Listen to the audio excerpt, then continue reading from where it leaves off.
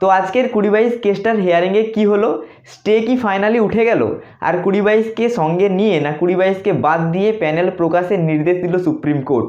আজকের ভিডিওতে এটা নিয়ে যাবতীয় ডিটেলসে আলোচনা করব। তো জানতে হলে ভিডিওটা অবশ্যই শেষ পর্যন্ত আপনারা দেখুন। তো এখানে কিন্তু আমি অথেন্টিক খবরটা জানাবো, তো অবশ্যই ভিডিওটা আপনারা শেষ পর্যন্ত দেখবেন।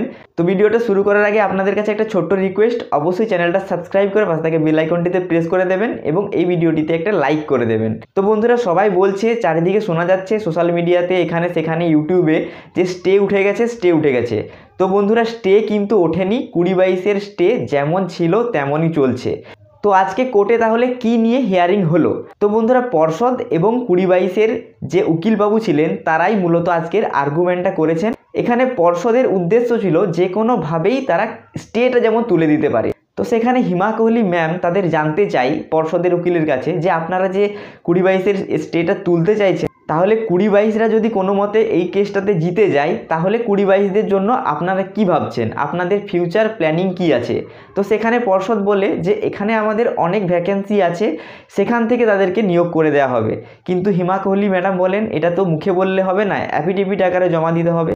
তখন পর্ষদের যিনি উকিল আছেন তিনি সময় চেয়ে নেন এবং এই কেসটার যে নেক্সট ডেট দেওয়া হয়েছে সেটা সোমবার, অর্থাৎ 29শে জানুয়ারি। সেখানে কিন্তু পর্ষদের উকিলকে অ্যাফিডেভিট আকারে জমা দিতে হবে। যদি কেসটা 2022 জিতে যায়, তাহলে 2022-এর জন্য সরকার কি ভাবছে বা পর্ষদ কি পদক্ষেপ নেবে। তো আজকে যে হিয়ারিংটা হয়েছে, হিমা কোহলি ম্যাম কেসটার ব্যাপারে সম্পূর্ণটা শুনেছেন, অর্থাৎ কার কি পক্ষ, কে কি কথা বলতে চাই, এই সমস্ত কথাগুলি হিমা কোহলি ম্যাম শুনেছেন। এখনো পর্যন্ত কিন্তু মেন আর্গুমেন্ট আসেনি যে 2022 বৈধ না অবৈধ, এটা নিয়ে কোনো আর্গুমেন্টই হয়নি। শুধু পর্ষদ এখানে আর্গুমেন্ট করেছিল স্টে তোলার জন্য, কিন্তু কোন ভিত্তিতে স্টে তুলবে এটা কিন্তু পর্ষদকে অ্যাফিডেভিট আকারে লিখিত জমা দিতে হবে। তো পর্ষদকে এখানে লিখিত আকারে অ্যাফিডেভিটে বলতে হবে যদি 2022 জিতে যায়, 2022-দের নিয়ে পর্ষদ কি ভাবছে, এটা কিন্তু লিখিত আকারে অ্যাফিডেভিট হিসেবে জমা দিতে হবে। পর্ষদ তো বলছে যে আমার কাছে ভ্যাকেন্সি আছে, তো ভ্যাকেন্সি কোথায় আছে সেটা কিন্তু দেখাতে হবে। তো সবাই বলবেন যে আজকের হিয়ারিংটার তাহলে পজিটিভ দিক কি? তো বন্ধুরা, হিয়ারিং যখন হয়েছে, এটা কিন্তু লাগাতার হিয়ারিং হতেই থাকবে। 1 সপ্তাহ 2 সপ্তাহ পর কিন্তু ডেট হবে এবং ভালো মতোই হিয়ারিং হবে। আগের বারে যেমন ডেট আসছিল, হিয়ারিং হচ্ছিল না, এরকমটা হবে না। হিয়ারিং কিন্তু এখন হতে থাকবে। তো দেখা যাক সোমবার কি হয়। আশা করছি সোমবার একটা গুরুত্বপূর্ণ দিন। এদিন কিন্তু ভালোভাবে হিয়ারিং হবে। পর্ষদ স্টে তোলার সাধ্যমতো চেষ্টা করবে, কিন্তু যদি পর্ষদ সিট কাটতে চায়, তাহলে কিন্তু 2017-র ছেলেরা ছেড়ে কথা বলবে না, তারাও কিন্তু এর জবাব দিতে প্রস্তুত আছে।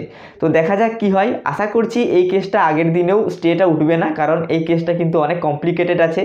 এগুলো না করে যদি 2022 ভ্যালিড বা ইনভ্যালিড এটা নিয়ে আর্গুমেন্ট হতো, আশা করছি স্টেটা আরও তাড়াতাড়ি উঠে যেত। তো দেখা যাক কি হয়। নেক্সট ডেট তো সোমবার দেওয়া হয়েছে, তো আপনারাও অপেক্ষা করুন। এতদিন যখন অপেক্ষা করলেন 6 থেকে 7 মাস, আর 1 সপ্তাহ অপেক্ষা না হয় করাই যাক, দেখা যাক কি হয়। তো সব জায়গায় যে কথাটা উঠছে যে স্টে উঠে গেছে, এটা কিন্তু একদমই ভুল। স্টে এখনও উঠেনি, যেমন ছিল তেমনই আছে, কোনো পরিবর্তন হয়নি। তো বন্ধুরা, একটাই পজিটিভ দিক যে একটা হিয়ারিং হয়েছে, একটা দিক পাওয়া গেছে যে এরপর থেকে হিয়ারিং হতে থাকবে এবং কিভাবে হিয়ারিংগুলো হবে এবং কি কি করতে হবে তার একটা বিস্তারিত তথ্য জানা গেছে। তো বন্ধুরা, আজকের ভিডিওতে এইটুকুই আপডেটটা আপনাদের কেমন লাগলো অবশ্যই কমেন্ট বক্সে আপনাদের গুরুত্বপূর্ণ মতামত কমেন্ট করে আপনারা জানাবেন এবং ভিডিওটি শেষ পর্যন্ত দেখার জন্য অসংখ্য ধন্যবাদ।